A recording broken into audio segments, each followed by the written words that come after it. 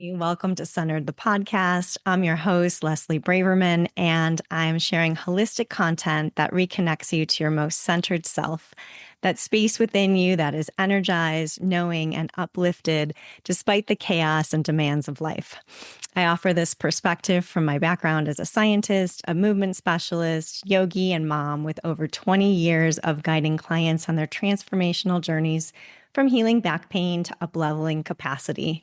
Because once you're centered, you become the portal of possibility. Today, we're digging into grounding. And grounding is just one of my all time favorite things to do because there are many, many different ways to do it. And I always feel more like myself, better, and just like revitalized whenever I do it. And it's quick. You can do it quickly, you can do it lengthy. You have all of the choices.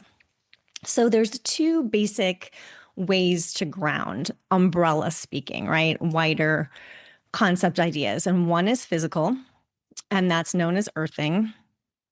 And the other is energetic. And like everything I do, I always combine the physical and the metaphysical. So this is no different. And most of us know about physical grounding. There was a book written about earthing in 2014 with that title.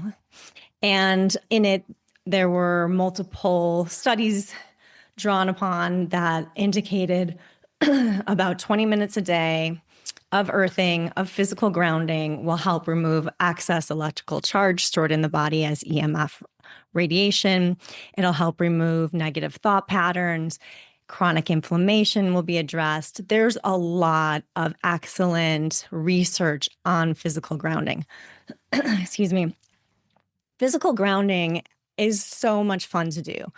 One of the best ways you can do it is just to get out in nature. And it doesn't matter what that nature is for you. If you live in a city, go to a park. If you can put your back against a tree, if you can touch a tree, if you can take your shoes off and just be barefoot in the ground, in the grass, doesn't matter what it is. If you live near a beach, obviously you're probably visiting the beach and enjoying walking on the beach. But one of the key aspects that I think of when it comes to physical grounding is just being in your environment, really unplugging. I do see a lot of people still using their cell phones, listening to podcasts while they're in nature. This is all great. Just make some time, like intentional time, to also turn off that podcast, right? To turn off whatever you're listening to, music. I do a lot of time in nature and I'll often have music on because I love that uplifted feeling it gets me. But also having this ability to just be with the sights, with the sounds. If you're a parent of young kids, you know, one of the tactics of getting kids to feel physically in their bodies, right? Because they're so energetic, is to play a game when you're out in nature, which is like, what do you hear? What do you smell? What do you see? And it's the same. We don't really change that much as adults. We just have more distractions and we're more outside of ourselves.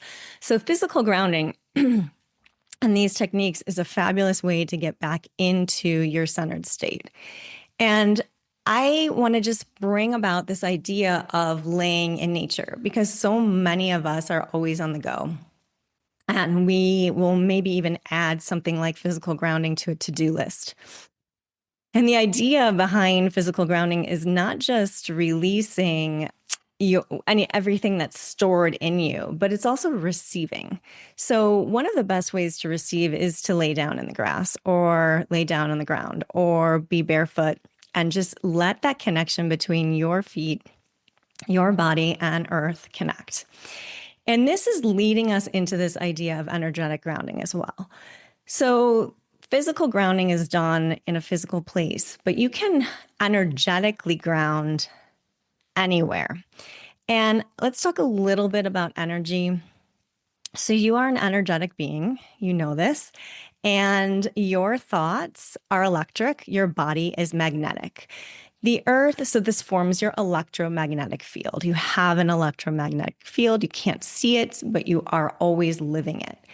And when there is a disruption or a lack of coherence between your physical and your mental and your subtle bodies, you're not going to feel your best. So anytime you want to center, you're bringing together the coherence between your electrical and magnetic self, your electrical field, your magnetic field.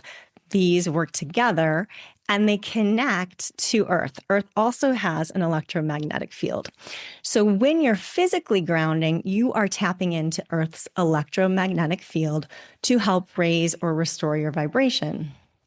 You can do this within yourself as well by consciously connecting to Earth with energetic grounding.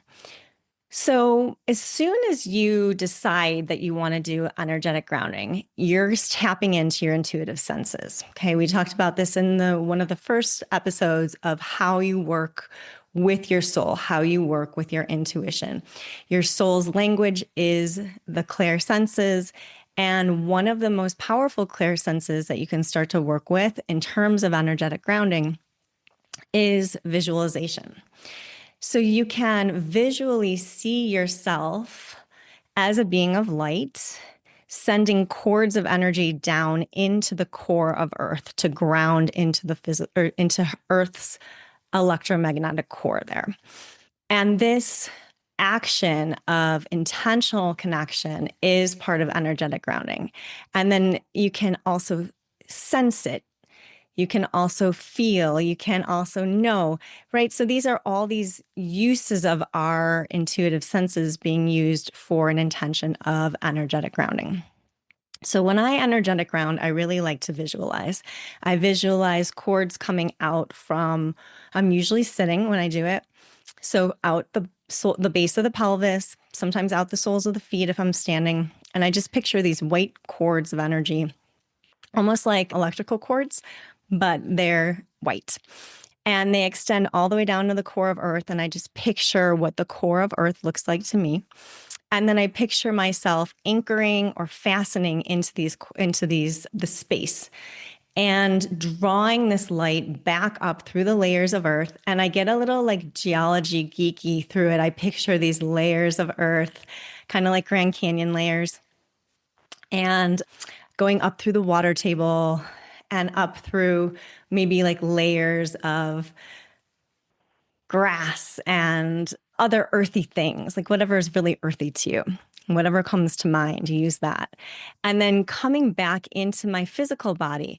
And then I slow down a little bit and I really start to feel into the physical body. So I feel it coming in through the feet, through the ankles, through the lower legs, through the knees, through the upper legs, through the pelvic bowl, up the spine, and then all the way up to the brain. And then I usually kind of fasten it into my heart.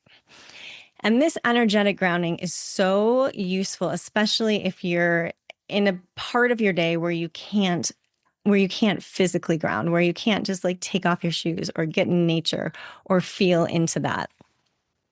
And so being able to just use the power of your mind to anchor into the Earth's electromagnetic field can help with all of these same ideas of removing excess electrical charge from EMF radiation, reducing negative thought patterns, feeling pulled outside of yourself, which is such a huge part of what we talk about in this podcast, is how to draw back into the core, into the center. And the other thing that I really like to do regarding grounding is to really connect through the feet. So the feet are a huge part of our connection to any form of grounding, of course. And then being able to be barefoot as much as possible is super key. It's really key for our health too. When I was doing a lot of anatomical and physiological studying, what I found is, we know this in general too, is like our shoes are not actually shaped like our feet are. And if you look at kids' feet, they're so big. And when we start shoving them into shoes, they start to change. And our feet are our foundation. And when you start spending more time barefoot, you start to have this natural physical and energetic grounding coming together. So coming through the feet is a really big part of overlapping the metaphysical and the physical connection to grounding. So spend more time barefoot if you can. And I do want to share one thing about like how I've used grounding. And this was a really recent kind of tender example. So I want to share this with you. I had just moved to Santa Fe and the kids were in school and it was like really, really early in the beginning of the school year. So it was like, I think it was probably August. And it could have been September, right around then. But it was early enough that like I didn't know where things were here. And I was really busy still unpacking boxes, and it was a hectic time, right? So I received a text that there was a bomb threat in the nearby area of the where my oldest was at school. And it wasn't at the school, but it was close enough that the school decided to evacuate. And this is like a totally new school, so I didn't know where the evacuation area was. I didn't know like the state in which the kids left. There were no cell phones being used. We were just getting information from the school. And I instantly, like, I left my body, like instant fear, right? And it was a lot for me to not just jump in the car and go. And I really asked myself to pause. And the first thing I did, I was wearing shoes because I was going in and out of the house, unpacking boxes. I was already in a state of like real busyness. So the first thing I did was I took off my shoes instantly. And I stood on the ground outside of my house and I just energetically grounded. But I was also physically grounding, right? I was outside, I was barefoot, and I just like, I put my phone down because it was going crazy. And I just turned it on silence and I just paused. And I was like, okay, he's safe as far as I know. And they've done the right thing. And like, I just started going through the checklist in my mind of like, this is not really an emergency, but my body is treating it like an emergency. And so I went through the process of releasing into the earth all the thought patterns that weren't helpful. And I just started going, all right, I want to be barefoot. So I threw some flip flops on. I drove to the site where the kids were, and they had this massive line for all the parents to line up. And then they were receiving the kids in small groups. So it was it was like very well done, you guys. It was so organized, but it was a long line. And in that time it took me to get from my house to the pickup location at the evacuation site, there were a lot of other parents there. And so I took off my shoes again while I stood in line. I took off my shoes. I grounded energetically because I was on cement. I didn't really feel like I was grounding physically, but I grounded again. And I just really pulled myself back into my centered state. And then the line was super long again. And I didn't really feel like I didn't know anybody. A lot of parents were talking and just kind of helping each other through the moment. So I left the line and I went up to the teachers who were way at the front of the line. And I just explained my situation, that I was brand new here. I didn't have community. Could they just give me some more information? So, like, being able to just come into myself and be in the state that I knew I could use the grounding in, it was a really powerful modality for me to get through the chaos of the situation. So, we talk a lot on this podcast about both coming back into our center and transforming chaos through these different methods. I just wanted to offer this story because while I hope it's not one that anyone else relives, that power of the pause and using a method that I had comfort with was really helpful. I knew the power of physical and energetic grounding, and I knew that I could return to a calm state where I could get what I needed in order to, serve communities, serve my kiddo, and, get him home after this experience and then work with him through the process that he needed to go through after being evacuated from a brand new school. And of course the kids were fine because they knew it wasn't an emergency. As soon as they got out of the school, they were just like, all right, whatever, my mom will pick me up. Usually it comes to the mamas to deal with all the stress though. So I wanted to just mention how physical and energetic grounding, they don't have to be done for 20 minutes a day. Like, you will receive benefits from them if you start them as a practice. But there's a tremendous power in what we know now is microdosing. Use it when you need it or use it preventatively. So you can lay on the ground in your house and experience grounding. You don't have to be in nature. That's just one way to do it.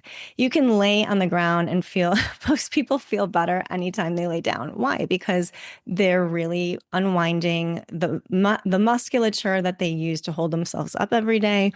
They're unwinding that moment of just like, it's a permission slip to rest. It's a permission slip to receive. And there's so much power in that. So my playful challenge for you guys today is, where in your life can you add a microdose of grounding? And where in your life can you add a macrodose? Macrodoses of grounding are these longer practices of, 20 plus minutes a day, or receiving, going to a retreat, right? Something like that. So I love having this as a tool in my toolbox to call upon whenever I need to. And for me, one of my indicators that I need to ground is when I feel like my breath is shortened, when I'm like really in my head. So getting into the feet is a really good place to start when you're working with this new tool.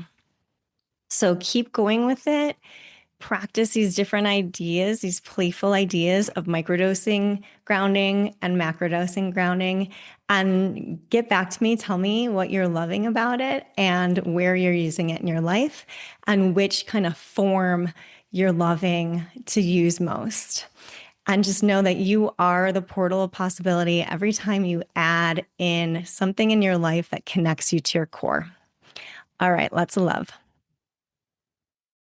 And if that episode resonated with you and you'd like to go deeper into your healing journey, check out my newly released book, Centered: The Art of Living from Within, now available on Amazon. Or head over to centeredbyleslie.com to schedule a no-cost strategy session for wellness coaching, Ayurvedic therapies and herbal consults, back pain healing, and yoga. I'm looking forward to working with you.